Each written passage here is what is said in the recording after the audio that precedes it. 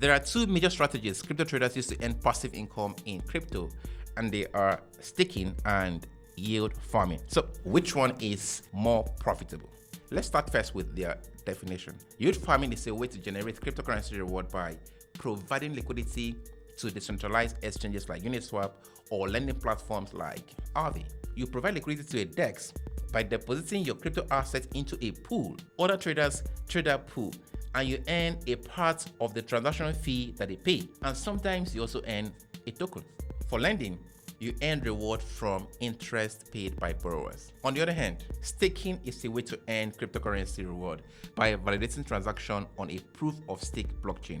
When you stake your crypto assets, you are locking them up for some time to support the network. And in return, you earn a portion of the block reward. So you can see that in both cases, staking and yield farming, you are depositing your crypto and leaving it to work for you. Now, what are their differences?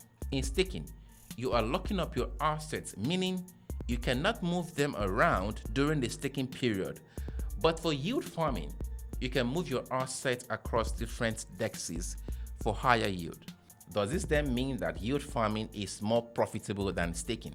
The answer to this question is not a straight yes or no, because we have to consider the risk involved.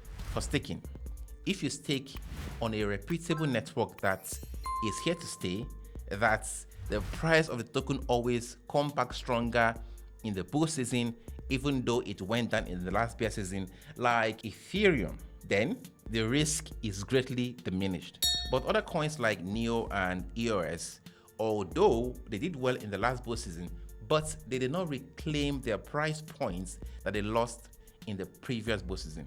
This is what I mean. Ethereum peaked at 1,300 in the 2017 bull season and 4,600 in the 2021 bull season. EOS peaked at $18 in the 2017 bull season, but $11 in the 2021 bull season. So you can see that EOS did not reclaim its price point, and Luna totally crashed. So you'll have lost money in Luna and EOS in the token value depending on when you staked.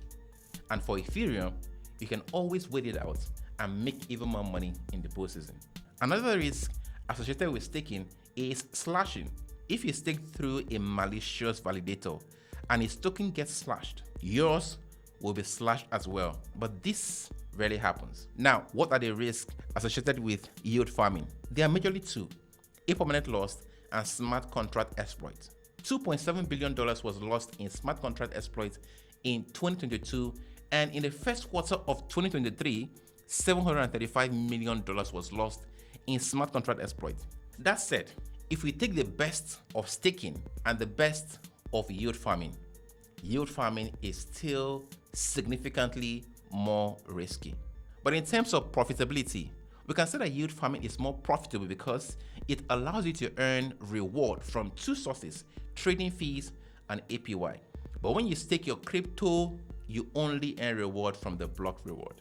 In yield farming, you can earn APY as high as 100%, while in staking, it is mainly below 5%.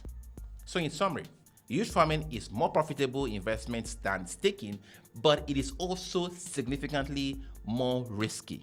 If you want to consider yield farming, it is important you do your research and understand the risk involved before going into it.